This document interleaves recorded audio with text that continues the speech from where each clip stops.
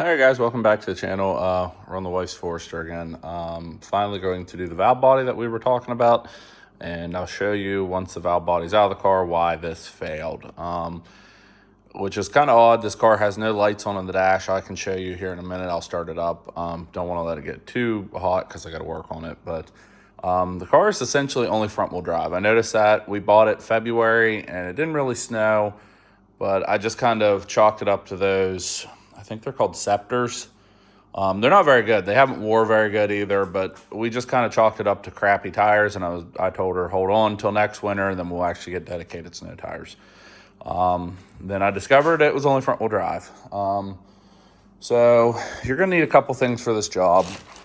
I went on eBay and got a whole refurbished valve body. I went ahead and tested this through the harness. It actually tested at 3.5, which is exactly what you want. You will need some kind of tool. So this is a pretty good deal. I got this on eBay for $58. It's brand new. And basically it's bi-directional. It has lifetime updates. I have played around with it just a little bit. I was able to go into the CVT relearn because once you do all this stuff, I've been wanting to do a relearn anyway. Relearns really helped the Fusion with the first gear hard shift. So these cars have a tendency to pick up bad driving skills, or habits. But anyway, this is the fluid that we're going to use. This is the OEM brand. It's just cheaper when you buy it directly from them instead of having the Subaru label on it. I do have one more bottle left from the last CVT fluid change that I might use, but we're going to try to get all the old crap out. So here's the part number for the pan gasket. If you have a tr580, which is what's in this Forester, either have a tr580 or a tr690. Easiest way you can tell, tr580 valve body is up top behind the intake tube. tr690 is from the bottom. You're going to need these are two washers where the valve body will sit on. They're O-rings. You'll need that for the CVT plug too. So whenever you drain the fluid. So these and this are a must if you're changing the valve body. This is if you're just changing the fluid. This valve body, as far as I can tell, it's stock. Probably what I would imagine, they went through it, cleaned it, and then probably put different solenoids in it. There's a 5-year warranty on that one. Not for the valve body itself, just for any of the electronics, which if you know Subaru, then you're well aware that that's where the problems occur. So there's what the parts cost. So the O-rings were $2.08 a piece. The gasket for the top of the trans was $10.78. I showed you this receipt yesterday. That gasket there, the $1.93, is the crush ring. So up first, we're going to go ahead and I might try to set you guys up on time lapse as much as I can, but we're going to go ahead and loosen that. There's one right here. Sometimes your car doesn't have that clip. I actually had to replace this. This pops up. There will be a tube on the bottom of the intake, which I'll show you here in a second. And then the whole thing gets out of your way, and then you can start disassembly. First step though, go ahead and remove the negative ground. When you're done with this, there's a possibility you'll have to do a throttle relearn. There's a whole process for that. You'll have to look that up too. Super easy. But I'm going to look at the throttle body. Probably not going to be in this video, but I might clean that thing as well. Don't know the last time it was done. Okay, so if you're looking at the intake this side, there's the nipple there that will, I don't even know where the hose went. Yeah, it's down in here somewhere. So anyway, where did it go? Oh, it's right here. This is what's going to attach to the intake. So I'm not going to show you every step of the way with everything. If you can't get the intake off, this might not be the job for you anyway. However, I'll put this out of the way. Once you're to this point, there's the throttle body on the back of the intake manifold. They say that you are supposed to go ahead and remove that. There is coolant that runs into it. I'm not going to do that because I think with the Foresters, I might go ahead and unclip the throttle body thing, or the connector, but I'm gonna get some more light in here. But once you're to this point, there's a dog bone mount, which is right here, that needs to come off. There's a shield, and then pretty much you're ready to dive into taking the cover off. I think there's, is it 10 or 12 bolts? I'll show you that here in a minute as well, but there's a ground wire that you have to remove. But once you get this shield off, which I'll show you that part here in a minute, I would suggest taking brake clean or maybe compressed air and getting that out of there. But I'm gonna put a glove over the throttle body. I still need to disconnect the negative battery. And we're gonna get into this, I'll get you more light. Up to this point is pretty easy. The reason I chose to do just a refurbished valve body is it wasn't much more than just the sensors. I think this car is starting to show early signs of the lockup solenoid failing. So I think each solenoid's anywhere from $60 to $90 for the lockup and the all-wheel drive solenoid. And for me, it was just, I don't know. I'm gonna keep this old valve body as a spare. However, I'm gonna try my best to hopefully this fixes it, and I'll try my best. If this doesn't fix it, we have bigger issues. But I'm gonna show you how you can test these things once it's out of the car, just so you're a little easier to see. It doesn't need to be out of the car to be able to test it. There's a connector, there's those two connectors, which are right there. And the gray one is where you can test all of the wiring that goes inside the valve body. Once the cover lifts up, there's another harness that you can test it at, or you can test it straight at the solenoid. But anyway, enough talking. Let me get a cover on there, negative battery, and I'm gonna start removing the dog bone. Maybe I'll put you guys on time lapse for some of the easier stuff, like the cover and stuff like that, and then you guys can watch. Okay. So on time lapse, you saw I took the dog bone off. There's the bracket for the dog bone. There's I guess a vacuum that goes through there. There's a ground on the other side. You kind of have to figure out the right combination of stuff as far as sockets and stuff to get the stuff out. So up next, we're gonna go ahead and take this plate off, well, the cover off. Should be that one, and see if I can figure out where the other one is.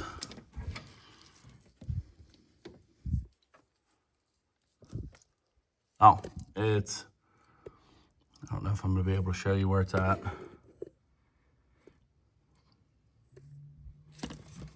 Or if I can point. Right there. So let me take those two bolts off. I'm gonna then plug my compressor in. It's really loud. So I can get the air nozzle out, so I can get as much of the crap off the back of the motor as we possibly can. Once we're done that, we're gonna unplug those right there, those two connectors, the brown and gray one. And I believe there's one more ground wire, and it's hid right there, which I'll show you here as soon as I get that cover off. But at that point, it should be just taking it off. Now with this car having corrosion on it, because we're up north, I'm a little worried about how this plate's gonna come off, because sometimes the aluminum kind of like corrodes to itself. I guess we're gonna find out. So give me a second, let me take that cover off for those two bolts that I showed you. And of course, when I pull the cover out, I'll also show you how it looks, so you can kind of get an idea of where they go, and then we'll work on taking that off. Okay, I'm gonna do my best, and I'm also gonna show you why we're using compressed air to clean this off. But I took the two bolts off. I went ahead and unplugged both connectors. There's just a little push tab on the top of them. And let me zoom out. And it should just fish up out.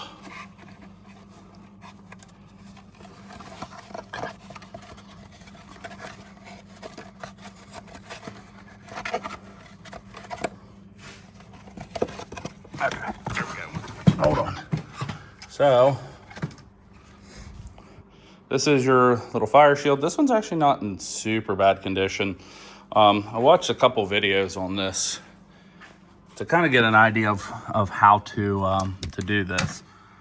But as you could tell, the aluminum's crated up. So I think up next we have to reposition the light.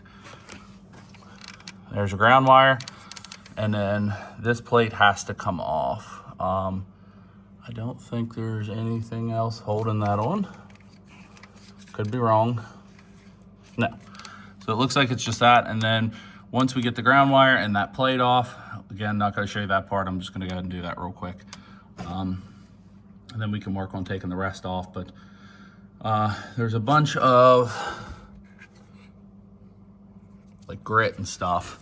So I will actually show you that part before we pull anything else off. I'll go ahead and get the compressed air. Actually, I'll do that real quick. Let me do that, and then I'll probably do it again before I pop the cover off. The point of that is to make sure none of this crap, road debris, anything else gets down into the transmission. Now, we are doing a CVT fluid change. However, it's better if you just don't. This is all I got. And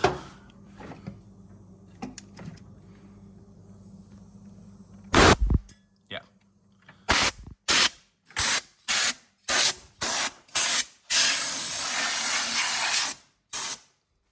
That's why you should do that, because that's what you don't want in the transmission.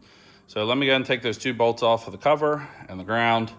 I'll see if there's anything else, and then I'll count how many bolts there are. I'll show you behind the AC line, and then that should be about it. Okay, so the ground wire is a 12 millimeter, and the plate is a 10 millimeter. So there's the plate. That bolt's right over here. Now, you do not have to worry about this, but you are gonna have to separate this from the plate. Underneath, there's this little, just get a pair of pliers to squeeze it together. So we're gonna take off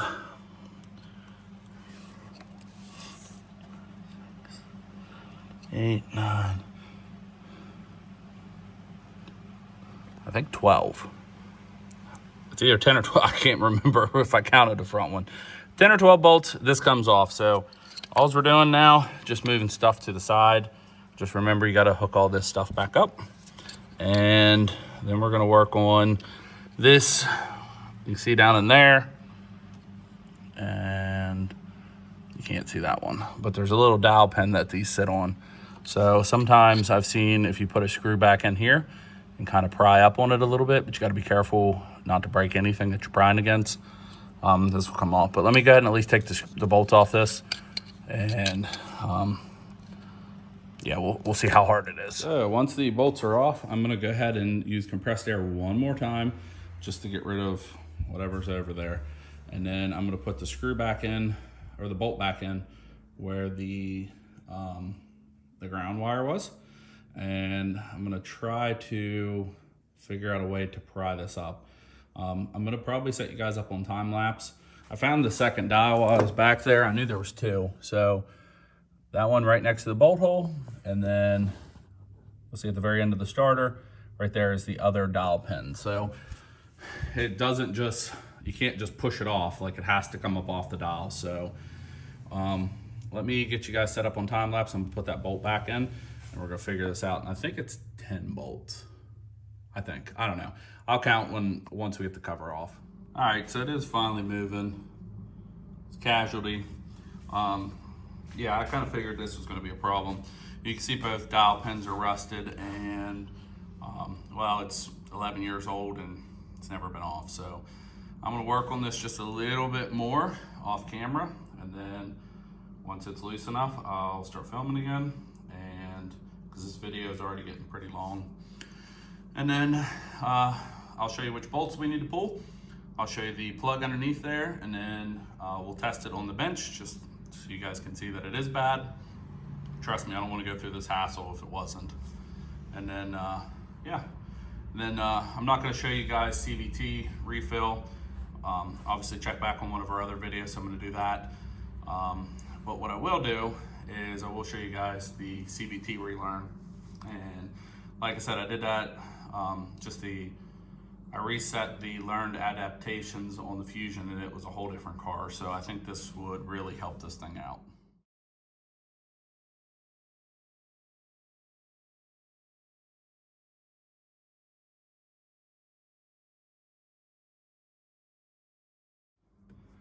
All right, it did finally pop off. It was pretty violent. I kind of expected that. If you saw in the clip, I used the pry bar. I used whatever that tool is in the corner. I hammered on it a little bit, not hard.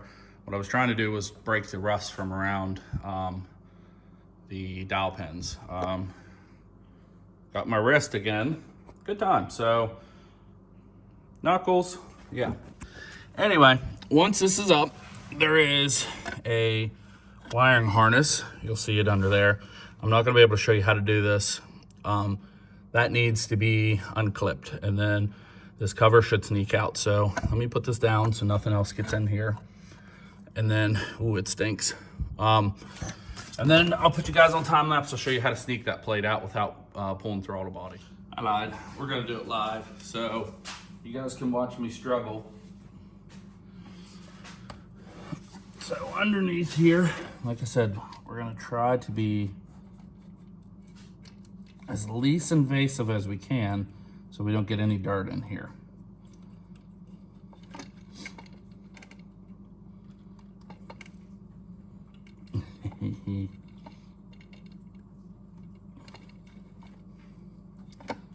That is a terrible spot for that thing.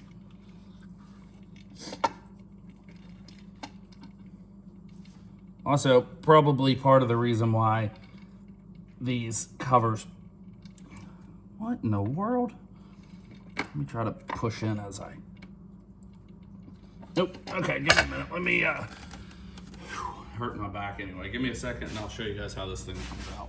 So I thought I was filming, was not. Cover's out. There's the yellow plug. You'll see the dowel pins, which are right here and right over there. You'll also see right back here, I'll show you where on the gasket, there's a little bit of RTB on there, which is also probably another reason why it was so hard to come off. You can see the RTB there, same thing with there. This plug was a pain. So the good thing about having a whole nother valve body, you can tell which bolts need to come out of what. So I believe these two down here by this plug are going to be black ones. No, I'm sorry, these are gonna be chrome ones. Let me check to make sure. And then you got these two, these two, these two, they're all gonna be black. From my understanding, apparently there's supposed to be a dot on the ones in the factory valve body that you'll be able to tell. So, well, I was wrong. It's the ones that have a 10 on it. But either way, that one's gonna have to come out, that one's gonna have to come out. Those two, and those two. And then should be ready to go. We'll have to clean up the mating surface and, sorry, let me get you some light in here. And we're gonna have to replace those two O-rings underneath. So make sure you don't drop them inside of the transmission. So let's go ahead and start taking these off. And actually I can put you guys on time lapse for that, and then I'll show you the lifting of the valve body.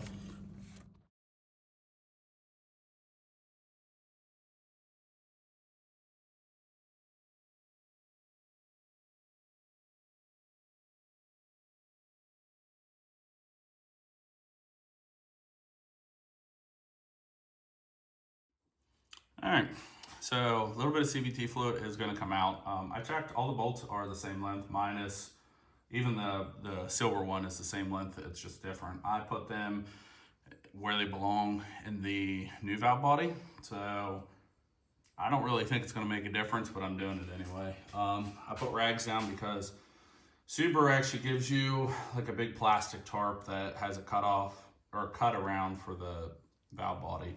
We're not using that, just be careful. So now that those are done, it's time to sneak it up out of there. And like I said, be careful. There is two O-rings in there that you do not want to fall into the transmission. I thought that was it. Give me a second, because I think I might have missed something.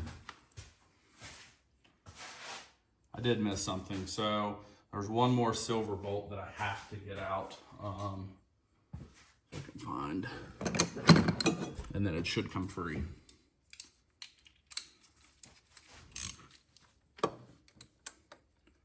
I've never done one of these, but I mean, it's a learning experience. Subarus are not that hard to work on.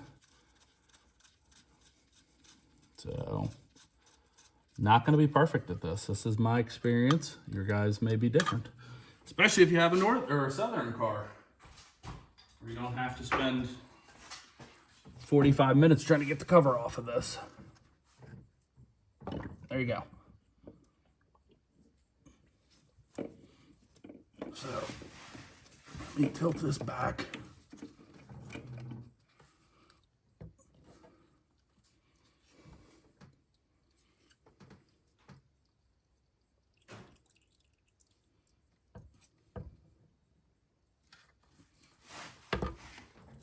Okay. Oh, she's leaking.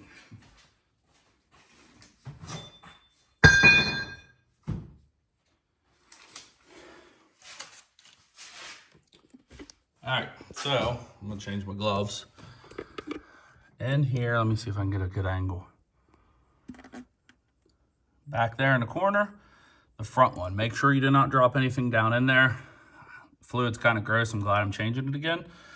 Now we're on the home stretch. So what I'm gonna do, I'm gonna get those 2 O-rings, use a little bit of that old fluid to put on there. And then I'm gonna put a paper towel down in there just for the time being in the pan. Let me zoom back out.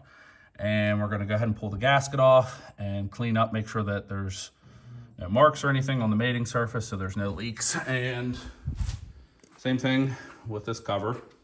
We're gonna clean this up. So not gonna show you guys that part. This is clean it up however you choose to clean it up. But that's the one that's going back in. There's the old one. So actually, this is a good idea too. So I was curious to see, I mean, I'm sure that is actually a factory valve body over there. And I'm sure all they did was just go through it, clean it, all that kind of stuff. But so we're looking at the same side. I don't know if that's a part number or what. There's the brand up in the top corner. There's a little steering wheel mark. Let's see.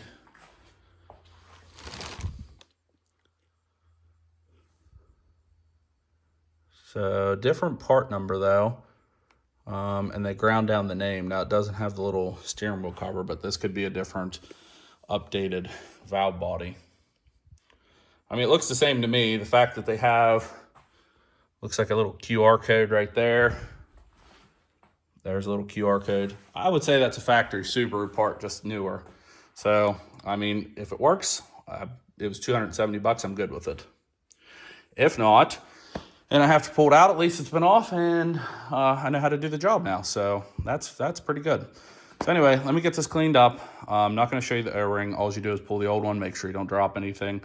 Put something down in, I'm putting a paper towel down in there. I know it's gonna make a mess because of the fluid in there, but I wanna make sure that none of the gasket or anything gets down in there. You choose to do whatever you want. I don't want anything down in there. And then put the new gasket on, put a little RTV, and then I will start filming again whenever that is ready to go back in there. I'm gonna pull the bolts out before it goes in. I'm gonna do this the best that I can. So this is the new valve body. So the plug on here, there's different wires obviously for each solenoid. You don't have to test it at this level, but I just wanted to show you what this is. So if you actually look on the bottom of there, there's an orange wire, and that goes to the all-wheel drive solenoid. So if you get your multimeter out and touch the bottom pin and touch the, there you go. So 3.9, which is exactly in range. You'll want, what is it? 3.5 to 5 ohms of resistance through that solenoid. So I don't know why this one didn't set a check engine light. I guess there's certain parameters that it has to fail in order to set a light. I mean, obviously that's the one that's going back in the car. But I want to show you with the old one, and I'll actually flip it around a little bit so you guys can kind of see. The all-wheel drive solenoid sticks up. I don't know the resistance for the other ones. I'm sure it's online. I believe it's somewhere in the range of 12 or 13. I do think which I'll look that up here in a minute, but I at least want to show you that part of the all-wheel drive solenoid. So I do believe that the lockup converter solenoid was going bad as well. So let me, same video clip, I'm going from there. That's our new one. This is our old one. So before I set this up, you can see the solenoids underneath. The all-wheel drive actually has, sorry, it's a really bad clip. It actually has a spacer. So you can see orange wire. All the other ones are different colored wires. Of course, don't just go off a wire color, but you can see same thing on the bottom. There's the orange wire. And let me get this set up so you guys are able to see what this looks like and why it failed. So same thing, we're gonna probe the bottom pin and we're gonna just touch the valve body. 199.89, I can't tell. It's fluctuating. So anyway, as you can tell, the all-wheel drive solenoid is really, really far. It's not gonna show, hold on. There we go. That might actually be a better view. Bottom pin, just touch on there. It's about 100, 101, somewhere in that ballpark. So as you can tell, that is why the all-wheel drive solenoid failed. So when these fail, you have two things that can happen. The default setting of that solenoid is off. So if it fails and it's off, then you just have front wheel drive, which is what we have. If it fails and it is stuck on, then you get all-wheel drive bind. So if you're going around corners and it feels really, really hard to steer, it means all-wheel drive. Don't drive it that way. I don't really think it's going to do anything if it's off. You'll just have front-wheel drive. But yeah, basically you end up with torque bind. So that's the old one. We are going to save that. Valve bodies do not fail. Solenoids fail. I'm keeping that as an extra just in case for a rainy day. Anyway, that one's going back in. I want to check. There's only one way this gasket can go on. And I want to make sure that those two ovals, other than that, that's the only spot of silicone that I need to put on. But other than that, she's ready to rip. We're ready to put the new one in. All right, I did go ahead and remove the gasket off there. I'm gonna wait until we put the valve body back in, but at this point, make sure ain't nothing on my light. At this point, we're going to go ahead and drop the new valve body in. Be very, very careful. I went ahead and used a plastic razor blade to clean up the mating surface for the gasket. Not for the O-rings, just for the pan cover. But we're gonna go ahead and drop this in now. So, same way that we went in, we're gonna sneak it down through there, not to drag any dirt, and we're also very, very careful not to do anything to those O-rings.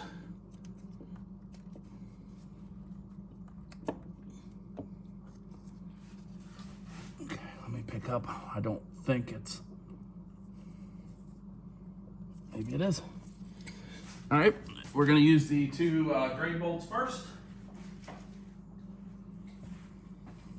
We're just gonna hand tighten them.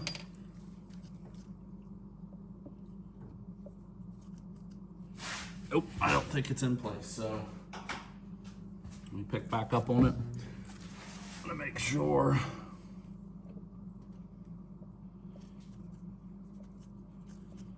There you go.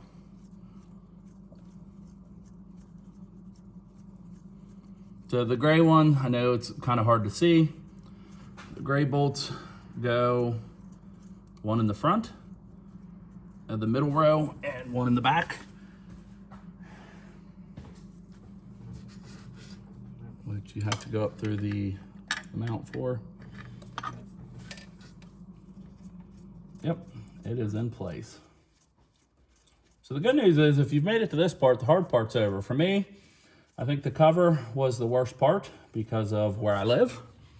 And let me grab a ratchet. All we're gonna do, very, very gently snug these down because we're gonna torque them.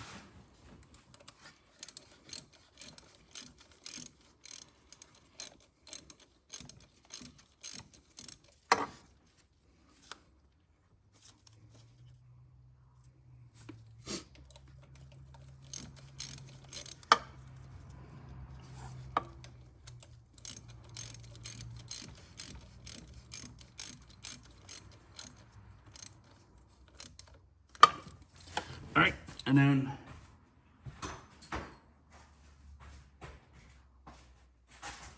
like I said, these bolts are all the same length. The only ones that really matter are the gray ones, but I am putting them back how they came out. So let me finish putting these in, and then we're going to torque them. It's 9 Newton meters, or I got to look at the foot pounds. I think it's 79, not foot pounds, inch pounds. Foot pounds, you're going to snap. You're going to snap everything. So let me finish this up, at least hand tighten these in, and then we will torque it and we'll put the cover back on. Actually, I gotta put the gasket on too, but let me at least finish hand tighten these and then we'll torque. All right, not gonna show you this part, but I am gonna tell you what to do. So first, it's not 9 Newton meters or 79 and some change inch pounds. Go ahead and torque the 2 gray ones first, and then work your way from the middle out. Once you're done, just go back over every single one of them just to make sure. And then I'm gonna go ahead and put the gasket back on. I'm gonna put right here on both sides. This gasket only goes on one way, so this is actually towards the front. There's that stud sticking up, but right here, the gasket, you're not gonna be able to see. There's a ridge. The ridge needs to go towards the cover, and then that's it. We're gonna go back, and I believe the cover is, I think it's 8 inch pounds. Let me check on that, but let me at least get this valve body torqued down. We'll put the cover in. Then it's time to reassemble. We are on the home stretch. I'm then going to do CVT fluid change, add that. I'm not going to film that part, of course. Like I said before, we're only going to use the, wherever it's even at this point, my bench is wrecked. There's the gear wrench Bluetooth dongle. Actually, I have no idea where it's at. Anyway, we're going to use that to do the CVT relearn. I will do a screen edit or screen video, whatever it's called. So, oh, there it is. Good Lord. Anyway, let me get this torqued down. All right, so valve body's 9 Newton meters. Cover is 8 Newton meters. Make sure that you are putting a little bit of, I use this. You can use the ultra gray or black's fine. I just had that from when I did the rocker covers on this. We're gonna go ahead and put the bracket right there back, and we're gonna put the gray plug back on there. Make sure that the ground goes back on to that bolt right there, and then make sure the other ground, which is up there, goes to the bottom bolt of the dog bone. So let me go ahead, and you watched up to this point, you already know how to take that stuff apart. We're gonna go ahead and take that apart. I'm gonna put that back together, throw the intake tube back on, and I gotta move this car back a little bit, and then I'm gonna go ahead and drain the CVT. So next step that you're gonna see, I am curious to see the fluid. I'll show you guys what the fluid looks like. Once this is all put back together, we're gonna go ahead and do the relearn. The car does need to be off of the ground, which would be good because then I can test to see if all-wheel drive is working. I mean, I guess I could just go do a pool. It's raining, but whatever. We're gonna finish this up. I'm gonna drain it. Next time you guys, next part of this video is going to be me sitting inside of the car, and I'm gonna jack this up, and we're gonna make sure that everything is good to go. All right, so the car does need to be jacked up. Obviously this is driver's seat. The only thing I've done so far was just do the CVT. Oop, dropped the phone. Just the CVT flush. Well, I don't want to say flush, fluid change. I have not done the relearn yet. There you go. I have no idea how long all-wheel drive has not been working in this car, but I'll take it. So let me get into, I gotta hook that dongle up, and we're gonna do a CVT relearn. And then yeah, there is nothing at all in the gauge cluster. I did turn traction control off. Let's figure out how to return this. So like I said, the only thing I did was, there you go. So I turned that off. You got a seatbelt warning, which I'm not wearing one, and you got the doors ajar because the hood and the doors open. I know you have to have the car jacked up. I need to figure out how to get into this dongle. I've done it once before, and then we'll be able to reset it. But as you can tell, there is no warning lights. That's even without a reset. So all-wheel drive's working. I think it's the weirdest thing ever, how there was no warning lights or anything. But yeah, so I do want to take this up for the road, or for a test drive, But before I do that, let me get into, I'm going to figure out how to get this hooked up, and then I'm just going to screen record so you guys are able to see what I'm seeing.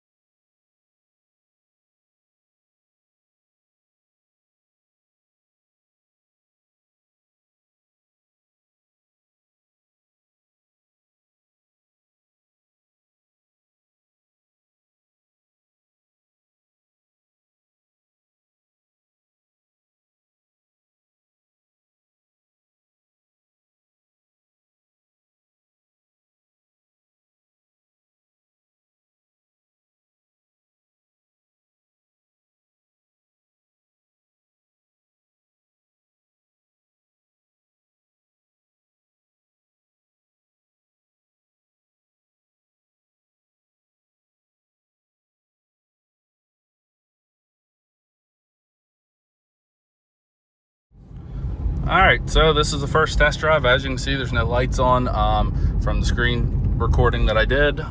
It went ahead and completed the learning successfully.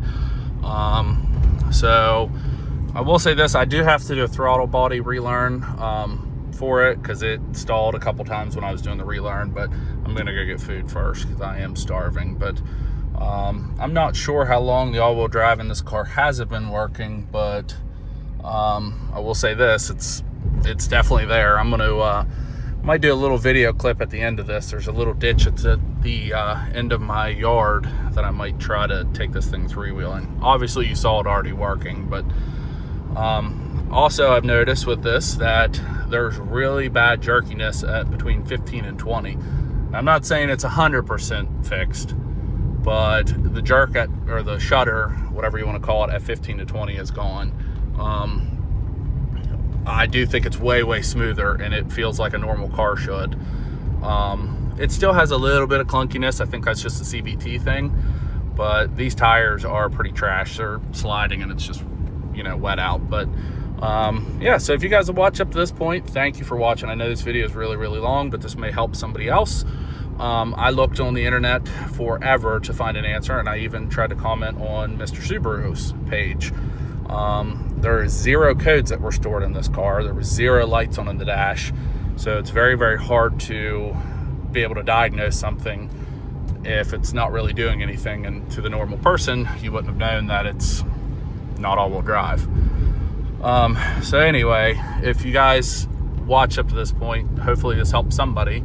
But like, share, subscribe. As always, check our Facebook out for early releases. Thanks again, and to our next video.